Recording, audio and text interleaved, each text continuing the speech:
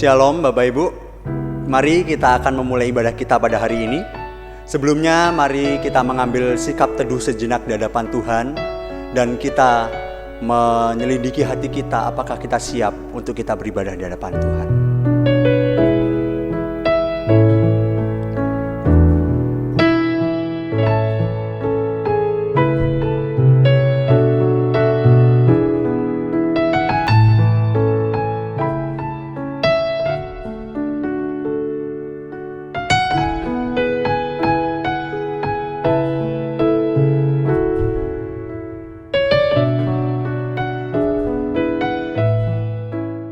Mari saya undang untuk Bapak Ibu bangkit berdiri semua.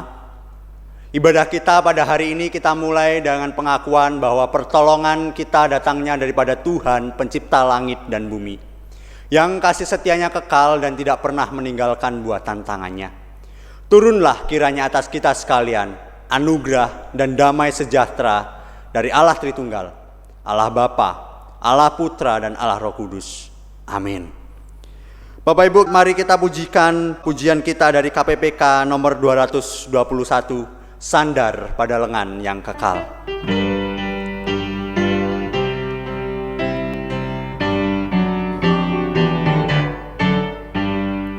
Amatlah senang dan bahagia, sandar pada lengan yang kekal. Amat besarlah dan berkatnya, sandar pada lengan yang kekal. Sandar, sandar, ku aman tiada bahaya. Sandar, sandar, sandar pada lengan yang kekal. Sungguhlah indah jalan musafir, sandar pada lengan yang kekal. Terang dan cerah langkah jalanku, sandar pada lengan yang kekal.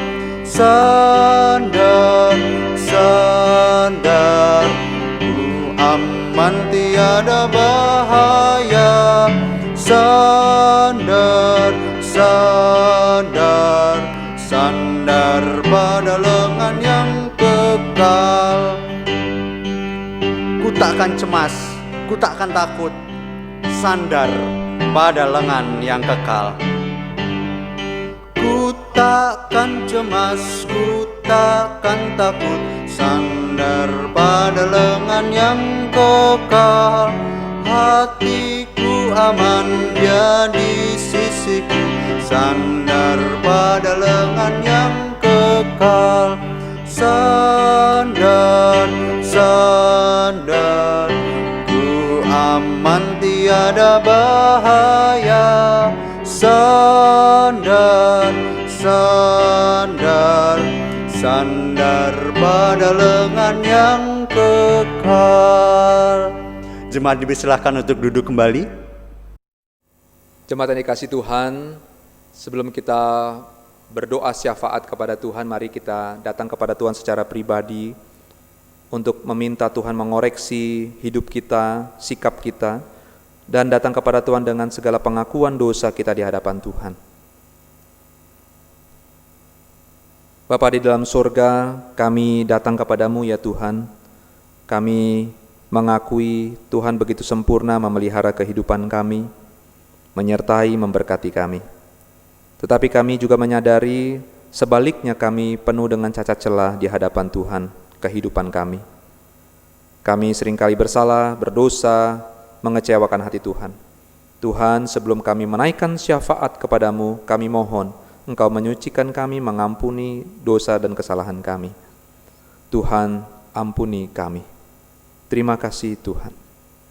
Bapa di dalam surga, kami juga mau bersyukur untuk penyertaan-Mu sampai pada saat ini, untuk kesehatan yang kami terima alami, untuk keluarga, untuk pekerjaan usaha yang masih bisa berjalan, untuk anggota keluarga rumah tangga yang Tuhan masih peliharakan, dan apapun yang bisa kami perbuat dan kami bisa miliki sampai saat ini, mau menyatakan bahwa Tuhan betapa cintanya Engkau kepada kami. Kami bersyukur ya Tuhan.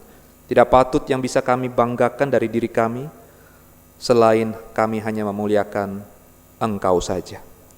Bapa dalam surga, kami terus juga berdoa bagi seluruh jemaat Tuhan, khususnya jemaat gereja kehidupan rohani di mana saja yang sedang di dalam pergumulan, baik di dalam kondisi kesehatan yang terganggu, mereka harus terbaring sakit, maupun juga mereka dalam permasalahan rumah tangga, keharmonisan rumah tangga, permasalahan ekonomi, keuangan, pekerjaan.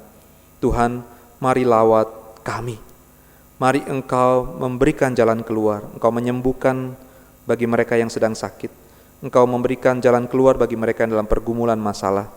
Engkau memberikan iman bagi kami yang lesu, yang undur di hadapan Tuhan, selalu mau setia kepada Tuhan.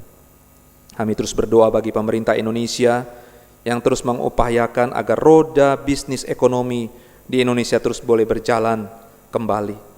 Tahapan demi tahapan, proses demi proses yang sudah dilakukan, Tuhan yang mengawal, Tuhan yang menjaga.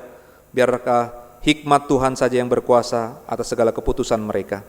Kami juga berdoa bagi jemaat Tuhan yang bergelut di dalam dunia bisnis, usaha, yang memiliki toko, yang berdagang, UKM, di mana saja jemaat Tuhan berada.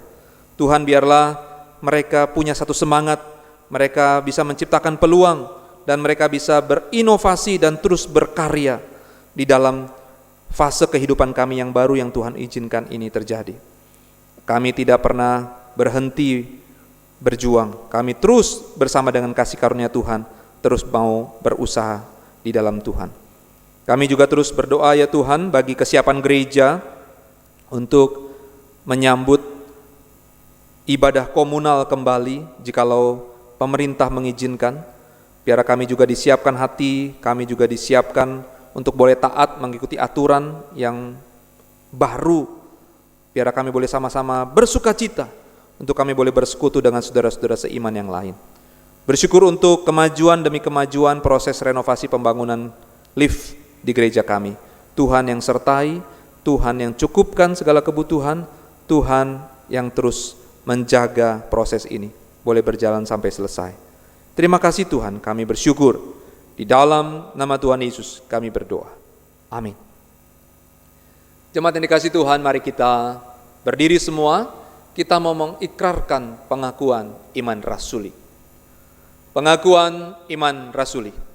Aku percaya kepada Allah, Bapa yang Maha Kuasa, Khalik langit dan bumi, dan kepada Yesus Kristus, anaknya yang tunggal Tuhan kita, yang dikandung dari Roh Kudus, lahir dari anak darah Maria, yang menderita sengsara di bawah pemerintahan Pontius Pilatus, disalibkan, mati dan dikuburkan, turun ke dalam kerajaan maut, pada hari yang ketiga bangkit pula dari antara orang mati, naik ke surga, duduk di sebelah kanan Allah, Bapa yang Maha Kuasa, dan dari sana ia akan datang untuk menghakimi orang yang hidup dan yang mati.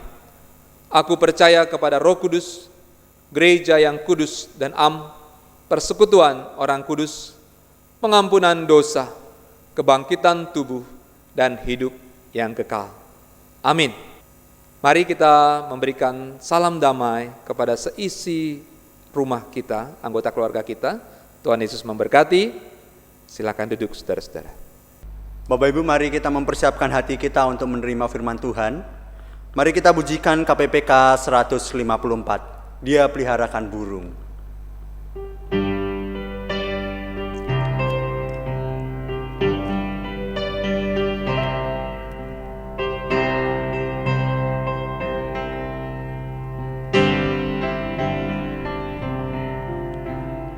Mengapa keluh kesah, mengapa kecewa, mengapa hati susah dan gundah gulana?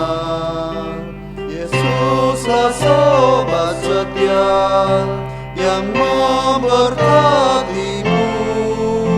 Dia peliharakan burung, juga peliharakanku.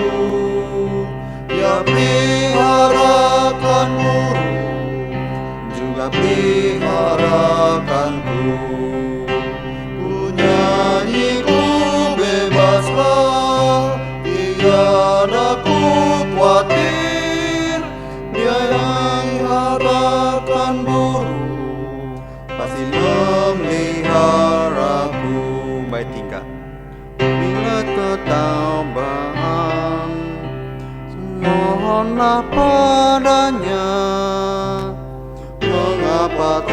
bernyanyi, berharap padanya. Haruslah kau menunggu, Dia pasti menolong. Dia peliharakan burung, juga peliharakanku. Dia peliharakan burung, juga peliharakanku. Ku nyanyi, ku bebaslah, tiada ku khawatir. Dia meliharakan burung, pasti memeliharaku. Saudara-saudara, salam sejahtera di dalam Kristus Yesus. Sebentar lagi kita akan mengakhiri bulan Juli. Semakin kita menyadari betapa sayangnya Tuhan kepada kita. Bila kita sampai saat ini masih bisa beribadah, meskipun melalui online, di rumah, bersama dengan keluarga, dengan cara kebiasaan yang baru ini, kita juga masih bisa bersyukur kepada Tuhan, kita masih sehat sampai saat ini, bisa berdiri tegap, saudara, masih bisa berjuang dan bekerja, masih bisa makan dan juga berbelanja, saudara. Dan juga kita patut bersyukur kepada Tuhan mengingat betapa sayangnya Tuhan kepada kita masih bisa menikmati berkat-berkat yang Tuhan anugerahkan sampai saat ini. Puji nama Tuhan, saudara. Saudara, mari kita membaca Mazmur nomor 112 sebagai perenungan kita pada hari ini. Mazmur nomor 112 dari ayat yang pertama sampai ayat yang ke-10. Namun sebelum kita membaca, saya mengajak kita untuk berdoa, minta Tuhan pimpin untuk bisa kita mengerti kebenaran firman Tuhan. Tuhan Yesus, kami saat ini mau datang di bawah kaki-Mu untuk berdiam tenang mendengarkan suara-Mu. Melalui kebenaran firman Tuhan yang akan disampaikan oleh hamba-Mu yang terbatas dan lemah ini, untuk itu ya Tuhan, mohon Engkau menopangnya dan melayakannya, supaya dia bisa menjadi penyambung lidah Tuhan untuk menyampaikan berkat kekuatan dari Tuhan. Kuasai hati dan pikiran kami semua, di dalam nama Tuhan Yesus kami berdoa dan mengucap syukur. Amin. Saudara, mari kita membaca kitab Mazmur nomor 112 ayatnya yang pertama sampai ayatnya yang ke-10. Saudara-saudara bisa mengikutinya dari rumah, dari mana saja saudara menyaksikan, mengikuti ibadah ini. Kita akan baca Mazmur 112 ayat 1 sampai 10. Demikian firman Tuhan.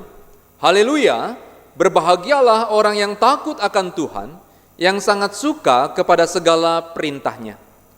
Anak cucunya akan perkasa di bumi, angkatan orang benar akan diberkati. Harta dan kekayaan ada dalam rumahnya, kebajikannya tetap untuk selamanya. Di dalam gelap terbit terang bagi orang benar, pengasih dan penyayang orang yang adil. Mujur orang yang menaruh belas kasihan dan yang memberi pinjaman, yang melakukan urusannya dengan sewajarnya. Sebab ia takkan goyah untuk selama-lamanya, orang benar itu akan diingat selama-lamanya. Ia tidak takut kepada kabar celaka, hatinya tetap penuh kepercayaan kepada Tuhan. Hatinya teguh, ia tidak takut sehingga ia memandang rendah para lawannya. Ia membagi-bagikan, ia memberikan kepada orang miskin, kebajikannya tetap untuk selama-lamanya. Tanduknya meninggi dalam kemuliaan. Orang fasik melihatnya lalu sakit hati. Ia menggertakkan giginya lalu hancur. Keinginan orang fasik akan menuju kebinasaan. Saudara-saudara, perikop yang telah kita baca tadi bersama-sama, saudara, jelas menggambarkan sudah seharusnya lah jalan kehidupan kita sebagai orang percaya seperti demikian, saudara-saudara. Bukan seperti orang yang tidak mengenal Tuhan, bukan seperti orang fasik, yang dikatakan sebaliknya dari perikop ini, rasa khawatirnya dan rasa kecemasannya menguasai dan melampaui dari permasalahan yang ada. Saudara, saya percaya kita semua pasti punya rasa khawatir tentunya. Atau jangan-jangan memang sedang sangat khawatir saudara dan saya saat ini. Sebagai manusia kita khawatir terhadap wabah ini sampai kapan bisa selesai dan pulih. Sebagai manusia ataupun sebagai karyawan atau pekerja kita khawatir terhadap kesempatan peluang kerja di pasca COVID-19 ini seperti apa? Bidang apa yang bisa saya tekuni, yang bisa saya masuk nanti untuk bekerja. Sebagai pedagang UKM dan pengusaha sekalipun, saudara, kita juga bisa khawatir terhadap masa depan bisnis di Indonesia akan seperti apa.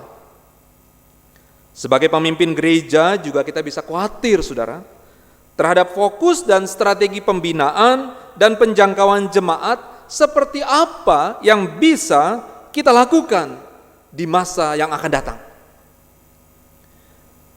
Saya teringat juga, saudara, bagi pasangan muda-mudi yang khawatir terhadap keadaan ini.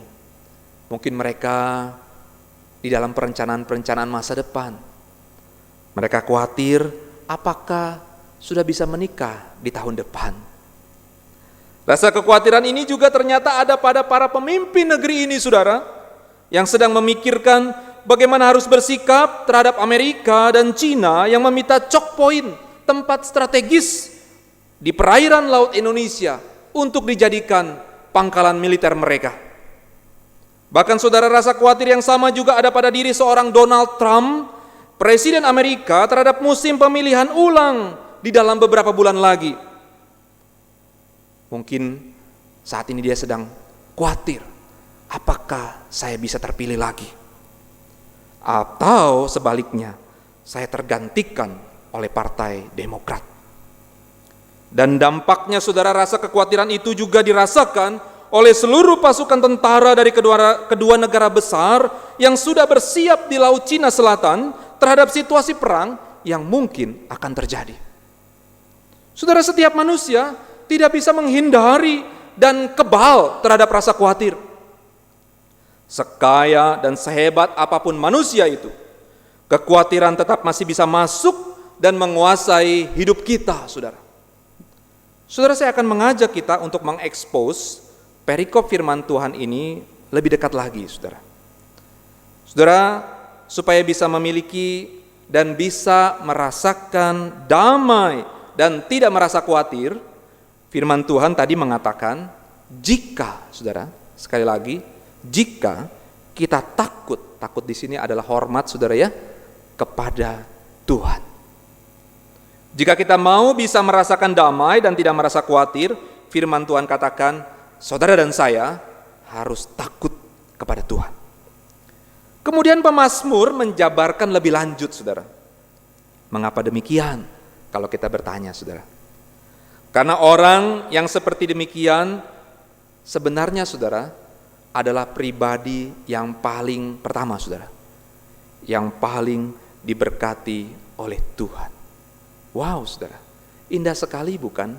Pemazmur mau mencoba untuk menceritakan, melukiskan mengapa Tuhan, kalau kita takut sama Tuhan, hormat sama Tuhan, maka kita menjadi pribadi yang paling diberkati oleh Tuhan.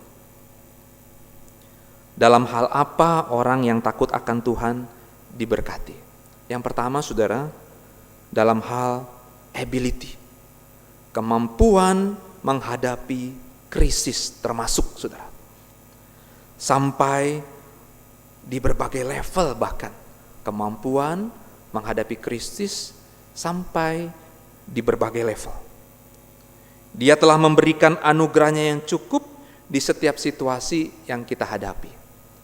Saudara, mari kita mengevaluasi sebentar hidup kita, saudara, ke belakang. Saudara menengok ke belakang, saya mengajak kita untuk melihat ke belakang. Berapa krisis kehidupan yang saudara dan saya sudah pernah alami dalam hidup ini? Adakah satu kali Tuhan tinggalkan kita? Tidak pernah, saudara. Tuhan tidak pernah meninggalkan kita. Saudara, saya juga mengingat bagaimana bangsa Israel 40 tahun di padang gurun, saudara. Walaupun atas kesalahan mereka sendiri, saudara, Tetapi saudara, cerita Alkitab dengan jelas mengisahkan bahwa akhirnya mereka pun, meskipun dalam angkatan-angkatan selanjutnya saudara, mereka pun akhirnya masuk ke tanah perjanjian. Selama puluhan tahun Tuhan berikan kemampuan kepada mereka untuk bertahan, untuk berjuang, dan juga untuk menghadapi situasi apapun. Elia saudara, di dalam masa-masa stres, depresi, menghadapi Isabel, dia pun tetap bisa bertahan saudara, tetap berjuang, dan juga dia bisa menghadapi krisis yang terjadi. Bahkan dikatakan Alkitab menceritakan dia bangkit dengan semangat dan mengalahkan para musuh-musuh Tuhan itu. Bahkan saudara, cerita-cerita banyak kita dengar, pernah kita lihat orang-orang Kristen dari zaman ke zaman bagaimana bisa bertahan di dalam situasi sesulit apapun. Ketika kekristenan sulit masuk di negeri tirai bambu di China, ketika orang-orang Kristen mulai dikucilkan dan juga dianiaya, tetap daya tahan itu, kemampuan untuk bertahan itu, Tuhan tetap anugerahkan. Yang pertama, karena kita adalah orang yang paling diberkati. Dalam hal apa saudara? Yang kedua, dalam hal kemakmuran. Ini berbicara prosperity saudara. Ayat yang ketiga saudara, jelas ini berbicara tentang materi. Harta dan kekayaan ada di dalam rumahnya. Saudara, ini adalah sebuah pernyataan dan janji yang sifatnya tetap di dalam kehidupan orang benar. Kemakmuran ini tentunya bisa saja ditandai dengan keberadaan lovely family, keluarga yang indah, keluarga yang baik. Bisa juga saudara, itu pun materi kita dalam kehidupan ini. Tetapi saudara, kemakmuran yang dimaksud juga bukan dinilai dari suatu jumlah tertentu. Kalau kita bicara dengan materi ataupun harta ataupun uang. Kemakmuran yang dituju, yang dicatat oleh firman Tuhan ini, yang dimaksud adalah bukan bisa dinilai dalam satu mata uang ataupun dalam satu nilai tertentu, jumlah tertentu. Tetapi kemakmuran ini adalah suatu rasa puas dan rasa syukur kepada Tuhan atas apa yang dia bisa miliki saat ini dalam hidup ini. Contoh saudara, ada orang yang memiliki uang tabungan, katakan saudara 1 miliar saudara ya, di rekening ataupun dalam berupa aset apapun. Ketika dia sedang menghadapi wabah COVID-19 ini, walaupun dengan tabungan 1 miliar, orang ini masih takut, khawatir, dan cemas saudara. Jangan-jangan gak cukup tabungan gua. Mungkin orang itu berkata seperti itu. Tetapi sebaliknya saudara, ada orang yang hanya punya uang 10 juta atau 50 juta katakan paling banyak, sudah sangat bersyukur kepada Tuhan. Mungkin orang ini bisa berkata, Tuhan beberapa bulan lagi aku masih bisa hidup, aku bersyukur kepada Tuhan. Jelas ya saudara, jadi nilai prosperity ini bukan dinilai dari hitungan manusia yang terbatas tentang nilai value uang tersebut, tetapi rasa puas dan bersyukur kepada Tuhan. Berikutnya adalah berkat apa lagi saudara? Berkat keamanan saudara, yang ketiga. Ayat 4 sampai ayat yang kelima dikatakan Tuhan selalu menjaga segala apa yang dikerjakan oleh orang benar selama setiap perbuatan mereka tidak menyimpang dengan jalan Tuhan. Luar biasa saudara. Saudara dan saya sedang melakukan apa saat ini, sedang berkarya seperti apa? Selama saudara dan saya benar di mata Tuhan, saudara jangan khawatir, Tuhan akan memberikan penjagaan, perlindungan, keamanan di dalam apa yang kita perbuat saat ini. Meskipun kadang dirasakan oleh kita sangat sulit untuk dilakukan, namun Allah tetap menyertai setiap usaha dan perjuangan kita untuk mewujudkan kebaikan dan kebenaran itu. Jadi saudara jangan pernah merasa ditinggal sendirian, aku kok paling orang benar sendiri gitu ya. Jangan pernah berpikir seperti itu. Karena Tuhan tahu, Tuhan kenal saudara dan juga sifat-sifat saudara dan saya. Dalam perikop ini saudara, kita bisa melihat kembali kita adalah pribadi yang paling diingat oleh Tuhan. Ini poin kedua yang besar. Orang yang paling diingat oleh Tuhan. Ayat 6 sampai ayat yang ke-7. Dalam hal apa Tuhan mengingat kita? Tuhan akan terus membentuk kita agar menjadi pribadi yang tidak pernah goyah. Stabil, saudara ya. Stabil. Ayat 6 dikatakan Tuhan berjanji tidak akan pernah meninggalkan orang yang benar. Bahkan Tuhan dikatakan selalu ada dekat dengan orang percaya. Setiap saat saudara tentunya. Dan Tuhan siap menolong, siap membela, dan siap melindungi saudara dan saya. Di mana dan kapan saja. Saudara menjadi orang ataupun pribadi yang paling diingat Tuhan dalam hal apa lagi saudara? Menjadi pribadi yang tabah, berdedikasi, dan memiliki keteguhan hati. Ayat yang ke-7 saudara. Perikop ini menjelaskan. Saudara dan saya dibentuk Tuhan untuk menjadi pribadi yang tabah, berdedikasi, dan juga memiliki keteguhan hati. Seseorang yang diingat Tuhan pasti tidak mudah untuk diombang-ambingkan oleh kabar-kabar tentang kondisi dunia. Tentang pemahaman atau pengajaran yang menyesatkan. Firman Tuhan katakan berkali-kali hatinya tidak akan kecut, tidak akan tawar. Kalau dalam bahasa sehari-hari saudara, nyalinya besar saudara. Nyali dalam arti hal berani secara rohani saudara ya. Karena apa saudara? Karena orang ini sangat kenal siapa yang dia percayai selama ini. Siapa yang dia sembah, Allah pencipta dan pemilik alam semesta ini saudara. Sungguh luar biasa pribadi yang diingat oleh Tuhan. Dan menjadi orang yang paling ketiga saudara ya. 3 poin ketiga besar ini saudara. Kita menjadi orang yang paling dihargai saudara. Orang yang paling dihargai oleh Tuhan tentunya. Ayat 8 sampai ayat yang ke-10 saudara. Saudara, apa penghargaan yang Tuhan sudah berikan kepada orang percaya? Yang pertama jelas kita mudah mengatakan adalah kemenangan, victory ya. Ayat yang ke-8 firman Tuhan katakan, rasa tidak takut orang percaya di dalam menghadapi segala situasi dalam hidup ini dikarenakan sikap dari keteguhan hati orang percaya kepada Tuhan. Di zaman ini kemenangan kita percayai mengacu kepada kemenangan Kristus yang telah bangkit dari kematian. Dan Kristus yang telah menang atas maut. Suatu penghargaan yang luar biasa yang diberikan Tuhan kepada kita. Bahkan Tuhan Yesus berjanji, kita juga akan mengalami hal yang sama. Kita akan hidup bersama-sama dengan Dia, dengan Tuhan selama-lamanya. Tidak ada lagi yang perlu kita takutkan. Makanya dikatakan kita diberikan satu kepercayaan oleh Tuhan adalah kemenangan. Penghargaan yang diberikan Tuhan, kemenangan. Lalu kemudian saudara, penghargaan yang diberikan oleh Tuhan juga adalah kehidupan kekal.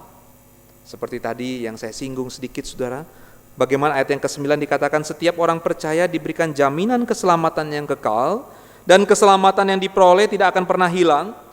Kita menyadari segala kesusahan dan kesenangan kita di dunia ini yang sementara ini, sesungguhnya saudara, sesungguhnya ada janji hidup yang kekal itu menanti setiap kita yang setia kepada Tuhan. Saudara dan saya memang mungkin akan mengalami susah dan senang di dunia ini, tapi sifatnya sementara. Kita juga mungkin berjeri lelah, berupaya, berjuang, berhasil saudara, menikmati keberhasilan bersama dengan Tuhan tentunya, bersyukur. Tapi itu semua sementara saudara.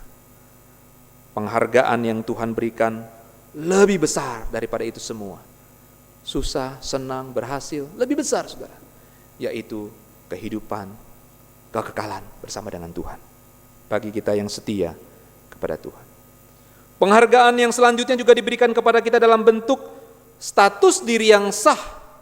Di mana Roh Kudus memeteraikan kita ketika kita mengaku percaya kepada Tuhan. Dan itu sifatnya selamanya saudara. Saudara dan saya memiliki status yang sah sebagai anak-anak Tuhan. Sebagai anak Tuhan, setiap perkataan dan tindakan kita pun sebagai orang percaya harus menjadi kesaksian yang baik bagi dunia. Kalau saudara mau hidup di dalam status itu sebagai anak Tuhan yang sah. Sikap, perkataan, perbuatan menjadi kesaksian yang baik bagi dunia. Dan semuanya itu saudara mau membuktikan bahwa firman-Nya tetap tinggal di dalam hidup kita selamanya. Jadi mengukur orang Kristen yang setia di dalam setiap imannya, dalam setiap langkah imannya, yaitu adalah dengan cara bagaimana orang Kristen itu harus membuktikan bahwa firman-Nya, firman Tuhan, tetap tinggal hidup di dalam dirinya. Meskipun dalam keadaan situasi apapun, firman Tuhan itu tetap tinggal dalam hati kita, dalam hidup kita. Tidak peduli bila dunia menilai dan memandang kecil dan rendah terhadap keberadaan kita. Seringkali istilah minoritas itu disandangkan oleh orang-orang yang tanda petik saudara, melawan arus, begitu ya. Termasuk dalam hal kerohanian di sini, kita mungkin juga seringkali dikatakan, wah rohani banget dan sebagainya. Tapi saudara, selama kita melakukan dengan tulus dan benar di hadapan Tuhan, kita sedang menjalani kehidupan bersama dengan firman yang tinggal di hati kita, di hidup kita. Tidak peduli dunia menilai dan memandang. Kebenaran yang kita perbuat dan kita tularkan itu saudara, tidak pernah bisa dipengaruhi oleh dukungan dan persetujuan dari dunia. Sekali lagi saudara, kebenaran yang kita perbuat dan tularkan tidak pernah bisa dipengaruhi oleh dukungan dan persetujuan oleh dunia. Bagian kita adalah saudara, jangan pernah berhenti untuk berbuat yang baik. Dan hanya Tuhan yang pantas dan layak membenarkan sikap hidup kita. Saudara-saudara yang terkasih dalam Tuhan, jikalau kita bisa meresapi dan memahami arti dari tulisan si pemazmur ini, Mazmur nomor 112 ayat 1 sampai ayat yang ke-10, sungguh saudara, kedamaian Tuhan itu melampaui segala akal dan kemampuan manusia. Bahkan melampaui dari segala perubahan zaman seperti apapun. Zaman boleh berubah, situasi boleh berubah. Kedamaian Tuhan itu tetap adanya. Masalahnya saudara saat ini adalah, apakah kita benar-benar sebagai orang Kristen yang mau takut, hormat kepada Tuhan, taat, setia kepada Tuhan? Apakah kita selama ini, hidup kita tentunya sebagai orang percaya mencintai firman-Nya, hidup di dalam terang firman Tuhan? Artinya kalau hidup di dalam terang firman Tuhan, mencintai firman Tuhan, artinya saudara dan saya adalah orang yang setuju, taat, dan melakukan, bahkan membagikan firman Tuhan itu kepada banyak orang. Dengan cara seperti apa kita memperlakukan firman Tuhan selama ini? Maafkan saudara, apakah selama ini kita memperlakukan firman Tuhan hanya untuk menghakimi sesama kita, saudara, manusia? Oh, dia salah, kata firman Tuhan tuh. Tapi orang itu lupa, yang menunjuk sesamanya salah, dia pun juga bisa salah di hadapan Tuhan. Apakah kita selama ini memperlakukan firman Tuhan untuk membela segala sifat dan perbuatan kita yang salah? Atau hanya sebagai ban serep firman Tuhan itu, kalau lagi perlu, lagi kepepet, baru kita pakai, kita gunakan. Kalau kita lagi baik, lagi nyaman, tidak perlu ingat-ingat firman Tuhan. Celaka saudara, jikalau demikian. Saudaraku kekasih Tuhan, biarlah kita saat ini menjadi orang Kristen yang bisa mengalami dan merasakan damai Tuhan itu. Si pemazmur sudah menjabarkan arti kedamaian dan juga siapa yang bisa mengalami dan merasakan damainya Tuhan itu, yaitu adalah orang yang benar di mata Tuhan. Biarlah kita menjadi orang Kristen yang bisa mengalami dan merasakan damai Tuhan itu, khususnya dalam masa-masa seperti ini, saudara. Karena saudara, satu kalimat yang saya pikirkan sejak lama, saudara, jauh sebelum mempersiapkan bagian firman Tuhan ini, tentang arti damai, saudara.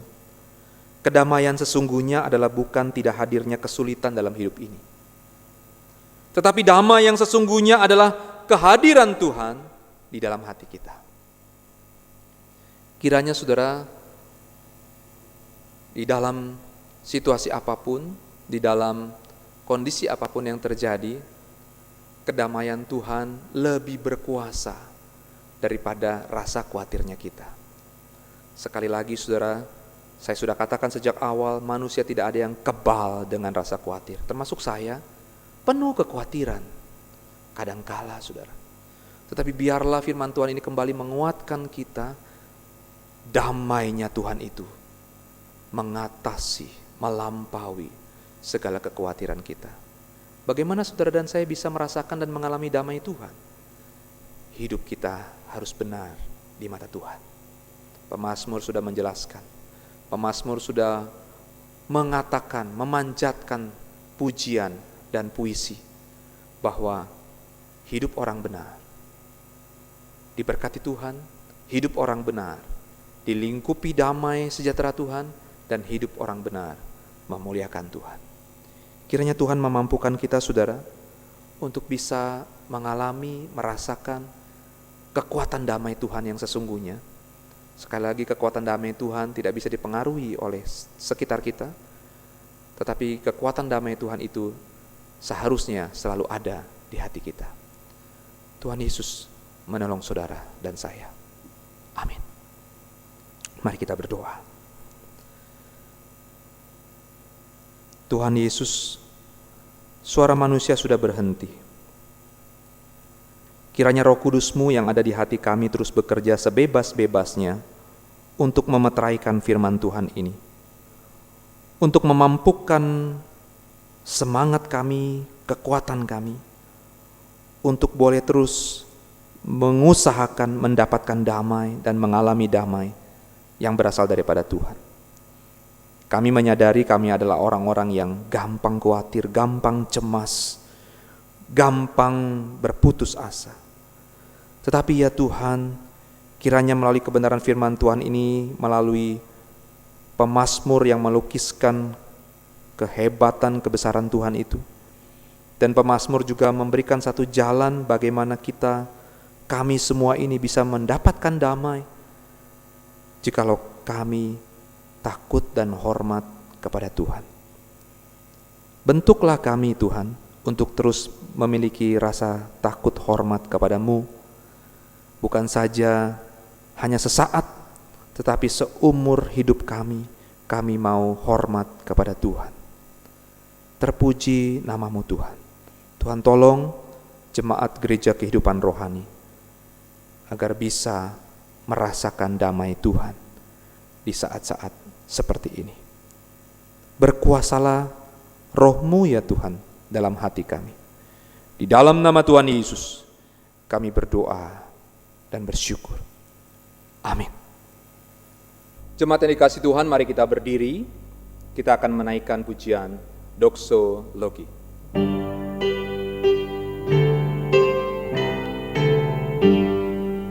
Puji Allah Bapa Putra, puji Allah Roh Kudus, ketiganya yang esa. Pohon selamat, sumber berkat. Amin. Jemaat yang dikasihi Tuhan, mari kita arahkan hati dan pikiran kita, dan mari kita menerima berkat yang berasal daripada Tuhan. Kiranya kasih Allah Bapa yang kekal dan sempurna, damai sejahtera, anugerah dari Tuhan Yesus Kristus, pertolongan, penyertaan, persekutuan dari Allah Roh Kudus, bersama-sama dengan saudara dan saya, mulai saat ini sampai selama-lamanya. Amin. Amin. Amin. Amin.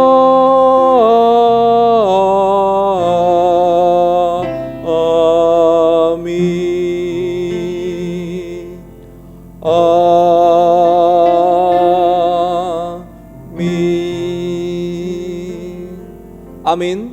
Ibadah kita selesai, saudara-saudara. Sampai bertemu di minggu yang akan datang. Tuhan Yesus memberkati.